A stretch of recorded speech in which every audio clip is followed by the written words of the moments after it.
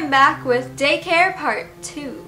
If you haven't seen Part 1 yet, go watch it right now. It's down in the description. I took my daughter out of daycare immediately.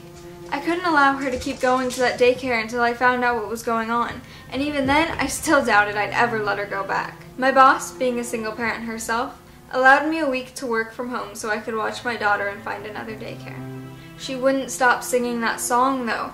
Every morning, before I even went to her room to wake her up, I could hear her singing it. And at night, after I put her to bed and thought she was asleep, I could hear that song coming from her room. It played back over and over again in my dreams and in my head. I found it hard to focus on my job and on the search for the new daycare center. So, when she finally stopped singing, and it was finally out of my head, my relief was immeasurable. Silence filled the house, and for several minutes, I couldn't imagine anything more peaceful. It was as if a weight had been lifted off my shoulders for the first time in days, and I could finally suck in a breath of air. When the silence broke, however, my stomach knotted even tighter. A feral, terrified scream tore through the house like a freight train. I'd never heard anything like it. It was a growling, screeching sound, and immediately my mind leapt back into the verses of the song. We eat their teeth, we eat their bones. I leapt from my desk and followed the noise instantly. It stopped before I entered my daughter's room, which is where I was led, and in that split second my heart also stopped. The suddenness by which the sound ceased was almost as unsettling as the sound itself. When I stopped in, I didn't see anything at first, not even my daughter. Then I found her crouched in the corner with her back to me. She looked like she was busy with something, and I could hear a strange sound that even now I can't describe. I rushed toward her and picked her up, and my hands felt a sticky wetness on her clothes. It was warm and thick and reminded me of Caro syrup. I turned her around and saw that what I was touching was the blood that covered the front of her shirt, and I immediately panicked. I didn't think of anything else other than to find out where she was bleeding. I carried her to the bathroom and ripped her shirt off and scrubbed quickly with a washcloth to find the cut.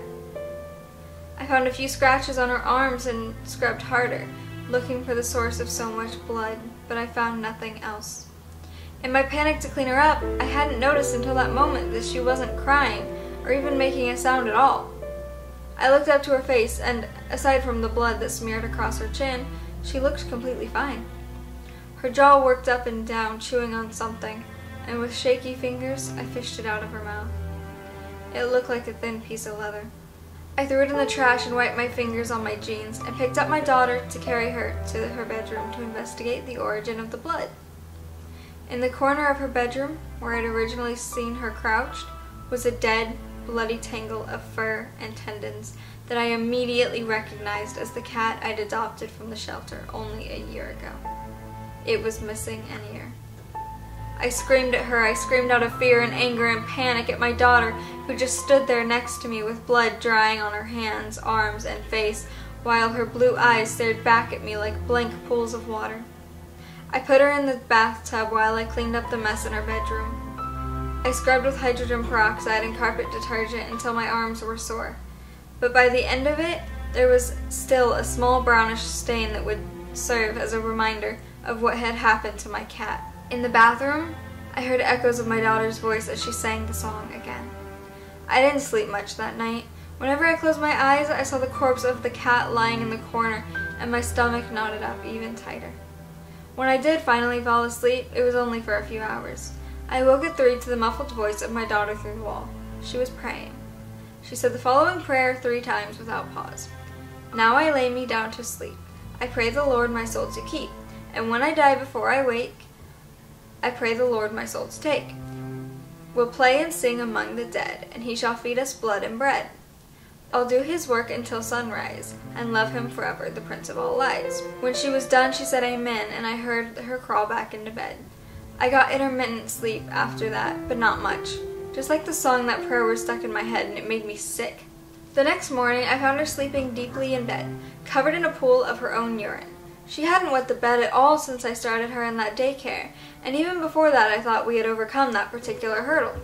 But when I stepped into her room, the sickly sweet scent of urine and ammonia mixed with the rotten stench of feces filled the room and made my eyes water. I found that she'd not only wet the bed, but had also had diarrhea as well. I gagged and picked her up and carried her, half asleep still, to the shower. As I cleaned her and she became more conscious, she looked at me with tired eyes. She didn't look like she'd slept much at all. When she spoke, her voice was dry and hoarse, but more sincere than anything she'd said over the past few days. You're going to burn. So I think this is a very, very, very intense story. My child, if they ever did that, I would freak, to be honest. That's insane. Like, okay, first the song, then the prayer, which was not a normal prayer. Like, the beginning starts okay. Like, yeah, normal prayer, good girl, and then, oh my gosh. And now she's telling you you're gonna burn? What's wrong with the daycare, though? Because I feel like she was fine until she started the daycare, you know? So something very fishy is going on there. And if any updates come to the story, I will definitely read them for you guys as well. And if you guys like these types of things, leave a like or a comment down below to let me know, and I can see what story I can find for you guys next. So, as always, all of my social media links, including my website, my side channel, my collab channel, all of these things will be linked down below in the description, as well as this story, so you guys can go check all of that out. Thank you guys, goodbye.